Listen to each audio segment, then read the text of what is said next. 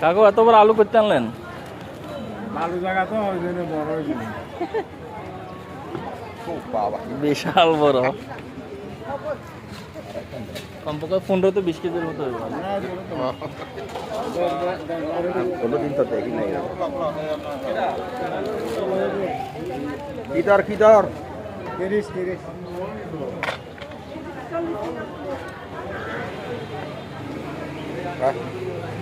কাকা একটু আতালন না এরা আলগে পারবেন না, আলগে আতানের না একটু